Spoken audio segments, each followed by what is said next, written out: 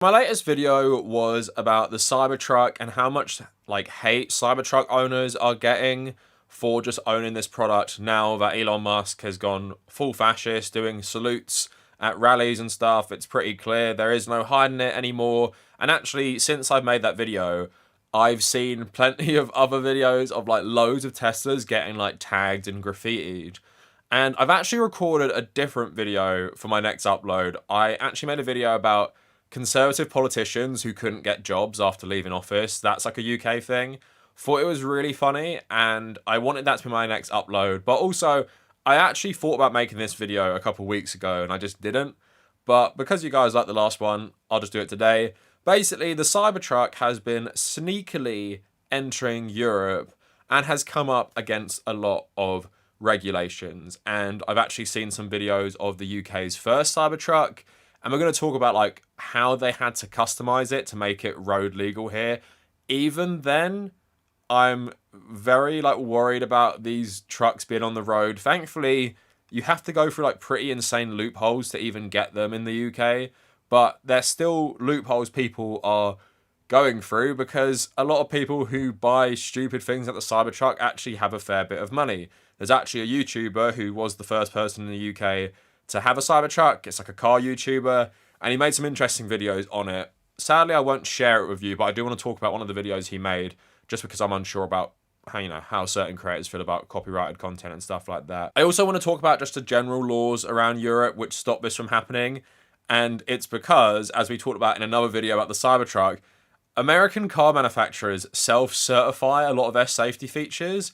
So basically, they self-certify it, and it doesn't become a public issue or a governmental issue until something goes wrong, which sounds like an absolutely insane system. I mean, obviously, you have the financial incentive, I guess, to make safe cars and generally have a good, safety reputation, but we also know a lot of capitalists care about short-term profit, so if you can make the short-term profit, then this thing comes later. That actually, for them, is a better business strategy. So I'm going to talk about all of that today. Please follow me on social media, mainly at Blue Sky, also on my gaming Instagram, personal Instagram, and a travel Instagram, just if you care about any of that stuff. I want to keep up to date with just my life outside of YouTube stuff.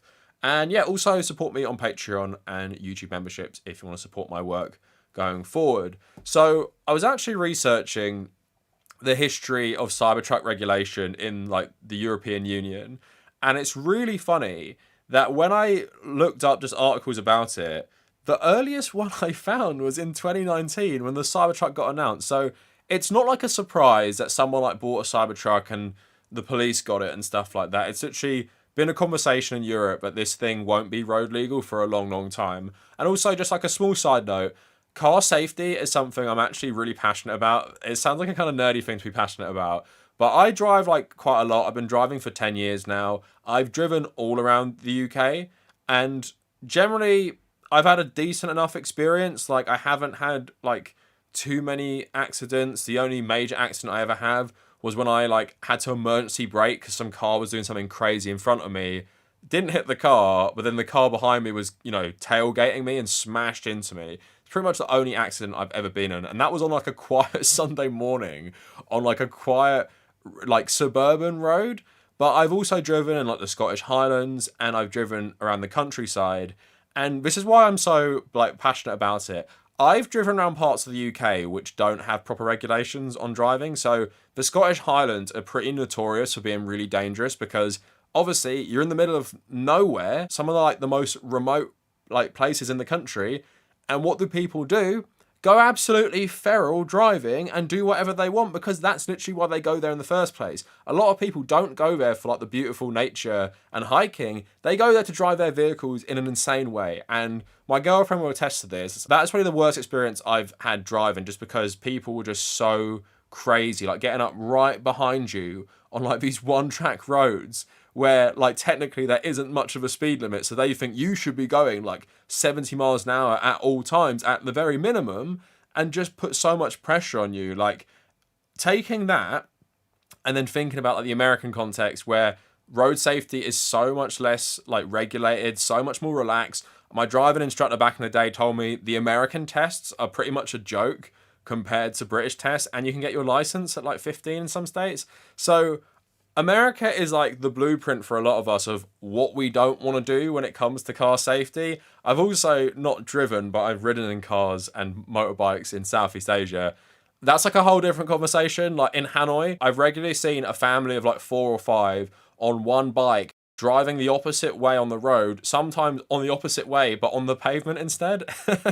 So this conversation is not like relevant to Southeast Asia, is what I'm going to say. I am grateful. I grew up in the EU. I'm grateful, I still don't live in America and I drive, because this is what they said straight away when they saw the Cybertruck. Tesla Cybertruck not street legal in the EU. This is back in December 2019. Tesla Cybertruck would not be street legal in Europe. The European Commission has strict automotive testing and safety protocols, and the Cybertruck, as is, would fail many of them, including increasingly stringent pedestrian and cyclist protection standards. Perhaps when it reaches the market, it will have been modified to meet the EU standards, but that would mean significant changes to the Cybertruck's angular stainless steel shell. According to EU auto standards expert Stefan Teller, the Cybertruck would have to undergo major modifications to the basic structure because it contradicts the European security philosophy. Teller, who works for the German safety organisation SGSTUV, said that the EU mandates pedestrian crumple zones on motor vehicles. The bumper and the hood must be able to absorb energy to protect pedestrians, which the Cybertruck would fail. So I know a lot of Americans aren't like well traveled, so they probably don't understand how different European roads are. Like, go to any European city, major city, go to Lisbon, go to London, go to like Madrid, go to Seville, go anywhere and have a look at the roads in lots of these places, and then imagine the Cybertruck driving around there. Like, yeah, sure, maybe some parts of southern Spain would be okay because it's so many like highways and stuff. But if you're going into like inner Lisbon and stuff, this ain't gonna work. The Cybertruck is not gonna fit, and it's just gonna be like a massive hazard to everyone. Go to like a British countryside. Just drive around the part of London I live in, and I don't think the Cybertruck would probably fit on most of the roads, to be honest. So it'd just be like a general safety hazard completely. Like, I can't even imagine how much damage this could potentially do to just everything and how many accidents people would get in. So I saw this as well. There have been some Cybertrucks spotted, but on the Car Talk subreddit, someone said Cybertruck in North London with Albanian plates doing school runs. For 2 weeks now, I've seen someone doing school runs in an Albanian registered Cybertruck. Thought they were illegal. I'm curious about the implications when it comes to insurance. Will the police do anything about it if they cross paths? How did it make it through the border and customs? I thought there'd be checks, and they said it's Yanni, who's a YouTuber, and they explained how they made it road legal, which we'll talk about in a sec. So this guy, Yanni Mies, I've never heard of him, and he has 2 million subs. I mean, I always find that funny. Like, when you go into a different YouTube niche, and you just find people who are insanely popular and like, I have never fucking heard of this person, and I'm a British YouTuber. So he's made multiple videos on the Cybertruck, and I'll show you some videos. He let one of his friends or collaborators drive it around, and it shows him like parking into this really tight space, shows him at a drive-through through McDonald's where they like mount the pavement because it's so fucking massive, and the view I think is bad of like where your tires are from the perspective of the driver's seat. Generally watching that video, I just thought, yeah, I'm so happy this thing isn't everywhere. Truck drivers are bad enough in the UK. I will say, out of every stereotype like I've heard my entire life about just anything, not even related to driving, every van driver being a terrible driver is the stereotype that lives up in the UK. I have never seen a van driver in my life that isn't speeding, that isn't doing crazy shit, and every time I'm on the road and someone's making me feel really unsafe, like they're gonna hurt me, it's someone driving a van. So I'm not saying van drivers will be running out to buy Cybertrucks, but there's just something about the UK and having a big car that makes people feral, and that applies to people who drive like Land Rovers as well, but your old like upper middle class people who love to do the school runs in something like that is also insane. Another conversation, I think. With this whole Cybertruck import drama, there has been something historic. British police have actually done something useful for the first time in their entire existence, dating back to the 1820s. They actually confiscated someone's Cybertruck. So Bury Police from Greater Manchester Police, officers from the transport unit stopped this Cybertruck last night. The driver was a permanent UK resident, but the vehicle was registered and insured abroad, which is prohibited in the UK. The Cybertruck is not road legal in the UK and does not hold a certificate of conformity. While this may seem trivial to some, legitimate concerns exist around the safety of other road users or pedestrians if they were involved in a collision with the Cybertruck. The vehicle was seized under the S165 of the Road Traffic Act, and the driver reported, "Stay safe out there, folks." I'm someone who thinks not only a cab, I think we should just abolish the police altogether. If the police start doing more stuff like this, I might change my tune overnight. if they actually start a war against the Nazi truck, yeah, maybe I'll support them. But as we see in America, it's probably more likely the police start driving them instead. Someone did a report on it.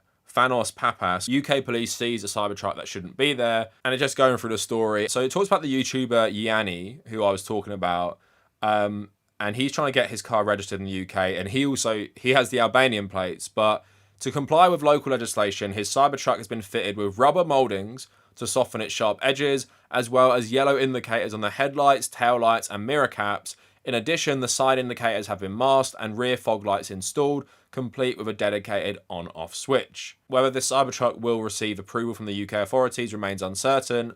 Its excessive weight could still be a deal breaker. So just going on to say, developer Paul Madison said the Cybertruck's sharp edges make it the equivalent of a 70-mile-per-hour, 2-ton knife driving on the road to pedestrians. So Mark Nazar, an electric specialist at the Premier Sports Solutions, told the Mail that it won't be allowed unless it's a serious redesign. So the main reason the Cybertruck won't be coming to the UK or Europe is because the sharp angle and solid upright front won't meet European crash regulations. And just by looking at the car, you can tell without a serious redesign, it will not pass those tests. So that is just pretty standard, and it actually has been popping up this justification around Europe as Cybertrucks have been seen. So in Germany, they said in 2023 it's too unsafe to be sold in Europe, and they said the exact same thing, basically, that the rigid body panels are a nightmare when it comes to pedestrian protection. And then this article just going to say, why is it possible to sell it overseas? And they say because in Germany, it's not possible to self-certify that you're roadworthy where it is in places like America. And we're nearly living in the Czech dystopia from Deus Ex Mankind Divided, because apparently the Czech Republic has seen some Cybertrucks popping up, which has caused safety campaigners to write a letter to the European Commission and to authorities in the Czech Republic, where the registration of one Cybertruck has raised questions about the rules. Campaign groups have called for the Cybertrucks registered in the EU to be removed from public roads. James Nix of the non-profit Transport and Environment said very oversized pickup trucks are now being increasingly imported and bringing danger to our streets. You can imagine how annoying this person who owns this is. But in July in the Czech Republic, a Cybertruck with an unladen weight of 3 tons was registered. It had been modified to comply with lighting rules and protect users from the sharp edges, but the vehicle appears to still fall foul of the weight restrictions. So it sounds like the most insufferable car owners, the Cybertruck owners, are secretly collaborating to kind of appease European restrictions by softening the bumper and changing the lights and stuff like that. So I hope European regulators get wise to this and don't allow these people to import Cybertrucks from America, or just import any crazy car from America, which we all know so many of the vehicles on American roads are just so insanely oversized, and there is no protection for pedestrians. We talked about that in another video. There's really not even the bare minimum in most places, and it's just insane to me that America has such a problem with car deaths or car-related injuries, people drink driving, and also the American road system is so basic compared to that of European roads. The way all these cities have been built using the grid system, driving in America is relatively easy and everyone drives automatics. It feels like just American car culture is just relaxed in every single way, in that anyone can drive.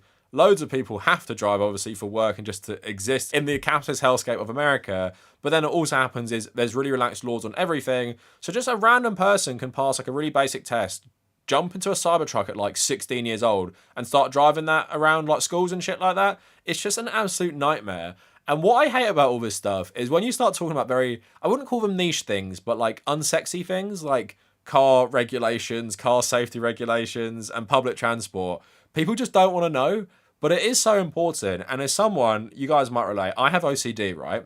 So I think that both makes me a very good driver, but also, at the same time, driving stresses me the fuck out when people just do such crazy shit where they could actually, you know, hurt you and kill you, and it's nothing to do with anything you've done. You can be a perfect driver and I'm a good one, and someone can still like absolutely ruin your life because of how they've been driving or something to do with their car. Like if I got into a crash with a Cybertruck in the UK and that was allowed, I'd just be so fuming at the government. So I'm really hoping under our new lovely EU-less, you know, right-wing Labour government, they don't start relaxing stuff like this, because if you've driven around the UK, you know most roads are not suitable for a car of this size being able to go this fast. And people who drive big vehicles in the UK are already bad enough drivers and unsafe. Like I said, they fit the stereotype.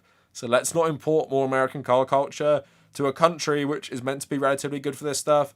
So anyway, that is it for the video. Let me know what you guys think down in the comments. And if you made it this far, thank you for watching.